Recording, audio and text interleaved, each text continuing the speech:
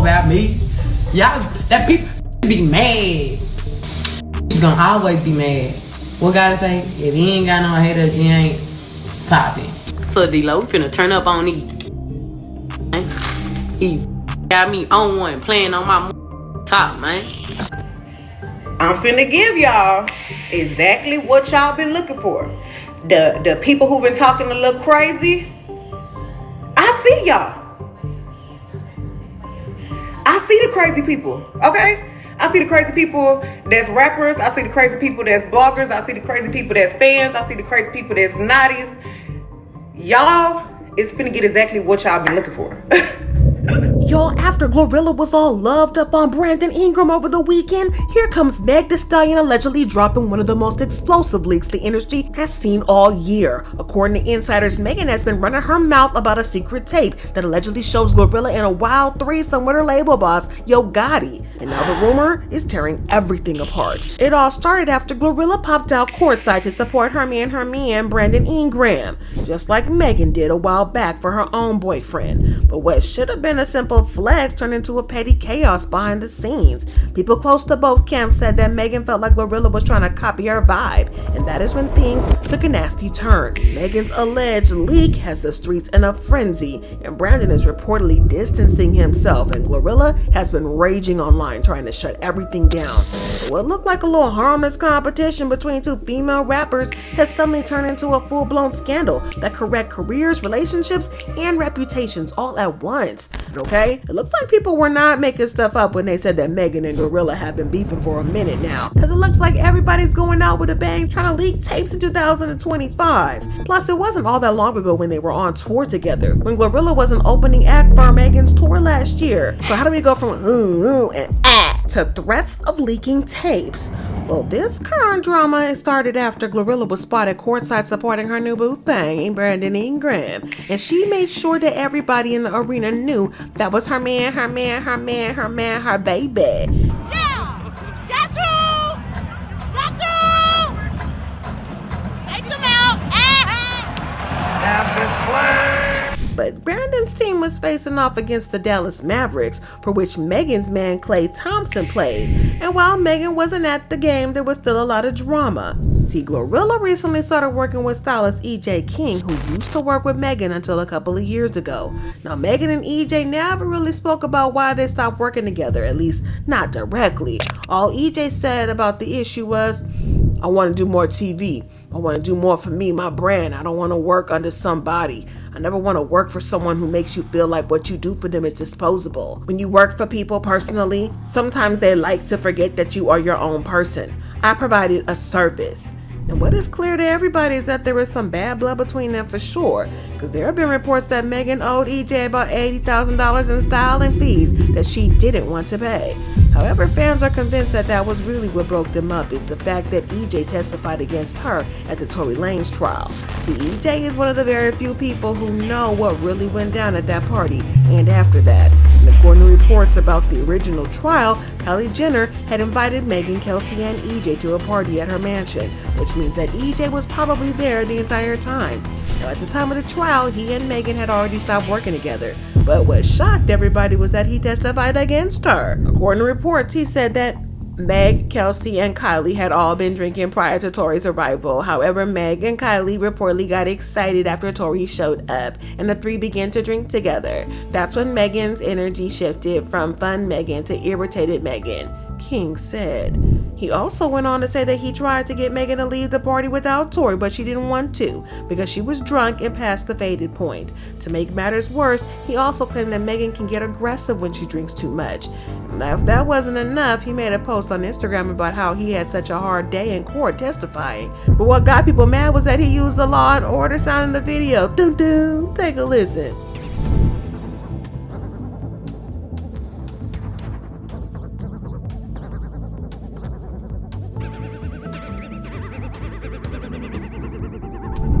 He got slammed for that post because it was like he was mocking Megan, but he never apologized for it, so there was a lot lot of bad blood between him and Megan, which is why fans felt the type of way when Glorilla linked up with him, because it was like they were deliberately trying to get under Meg's skin. And to nobody's surprise, the reason that Glorilla and Megan fell out was because of Tory Lanez.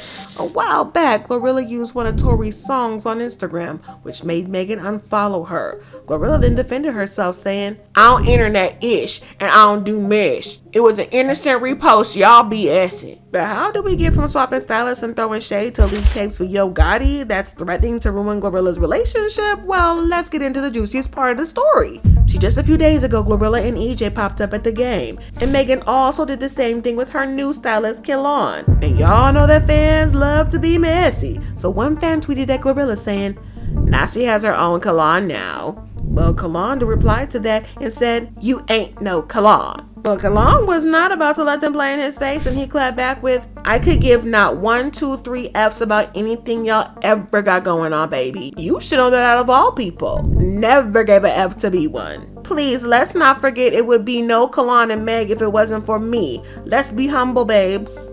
He also clapped back that he and Glorilla were the first to go to the game, not Megan. He said, "Which is so delusional because we went to the game first." And when did it become a race or a competition to be like anybody? I think that's the weirdest misconception that goes around.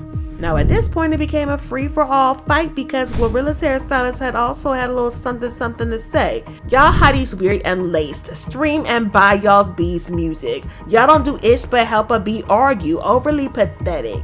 And fans took this as proof that they both had been trash talking each other with their teams, which is very nasty work. I mean, pretty much everybody on both teams has worked together because, like I said, they used to be on good terms. They only have beef because Megan and Glorilla are beefing right now. But what probably sent Megan over the edge was this retweet that Glorilla made about her being jealous. A fan tweeted, "We all know she started being bitter after she was outsold by Glorilla." And Glorilla liked the tweet. For context, Megan and Glorilla both released albums around the same time, and Glorilla outsold Megan by about 5,000. And by liking that post, Glorilla made it clear that she thinks that Megan is jealous of her, even though Megan has been in the industry longer, and she was not sorry because she tweeted, "Bad as F." Now, word in the street says that Megan is done letting people play in her face. There are rumors that she has a tape of Glorilla allegedly getting down and dirty with Yo Gotti and one other man at the same time, and she's threatening to leak the video if Glorilla doesn't get off of her back and stop being petty, allegedly. Y'all, if this is true, Megan might be bringing a pew pew pew to a fist fight. But y'all, we don't know for sure if she really has a tape or if this is just rumor or if she's just bluffing. But Glorilla has been real quiet since then, so make of that what you will. But unfortunately for her, Megan's alleged threats have been causing issues in her relationship with Brandon Ingram, because word in the streets is that he supposedly feels a type of way about Glorilla having a little something with Yo Gotti, who was kind of her boss. But we could have told him that for free because the rumors of Glorilla and Yo Gotti have been a thing for a long time. I mean, them rumors is strong, and they didn't just appear out of the nowhere. Fans started putting 2 and 2 together when they noticed that Gotti was acting a little too familiar with Glorilla. It didn't feel like a regular artist label situation anymore. He was showing up different with gifts and gestures that felt more romantic than professional. And what really set the internet on fire was when he surprised her with the Maybach truck for her birthday. That didn't look like a label support anymore. That looked like a man trying to make a statement. And from there, people stopped wondering and started believing that there was way more going on behind the scenes.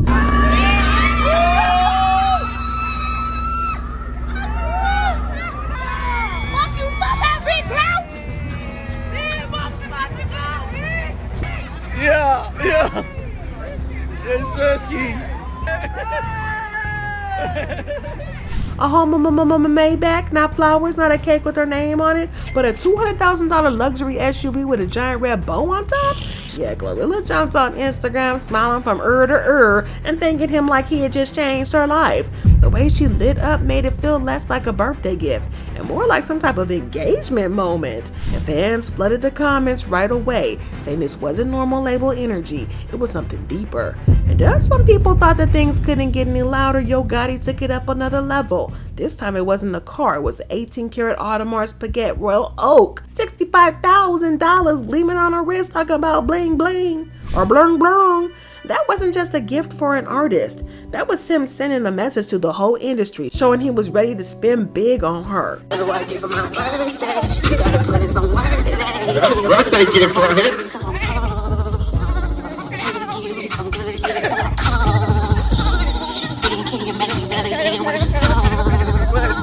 Can I please get a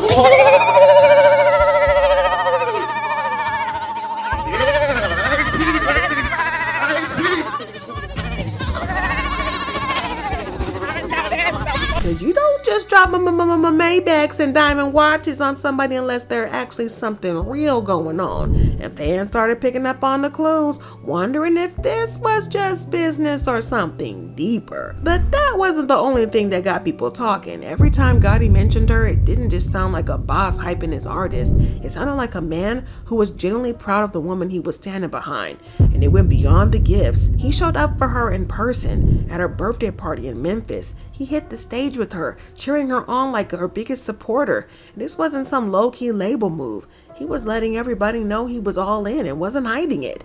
It was like an open secret from the looks of it, and Brandon didn't get the memo. And if these rumors are true, he's now definitely feeling some type of way about it. This sounds like Megan's own situation with Party when he found out during the trial that she had been with other industry guys before him. And he got into his feelings about it, and it was just so bad that they had a bitter and messy breakup because of it. But in Glorilla's case, there just might be a tape showing her in a three-way, which just might be worse. And what's the real tea, y'all? Glorilla's life just went from flexing courtside to full-blown chaos, all because Megan allegedly has a tape that could flip everything upside down. It looks like Brandon Ingram's reportedly stepping back, and the internet is losing it, and Glorilla is stuck in the middle of what could be the messiest fallout of her career. Yo Gotti's lavish gestures were already making waves with Maybachs and diamond watches and public support, but now that that same energy is causing drama in her personal life, fans have been connecting the dots for months, and it's starting to feel like the rumors weren't just rumors after all. So what's next for Glow? Will Megan actually drop the tape, or is this all just an alleged bluff? Will Brandon stick around, or is this the breaking point? But one thing's for sure, two things for certain: the streets are watching, and Glorilla's world is officially on fire. Stay tuned, because this scandal isn't cooling down anytime soon.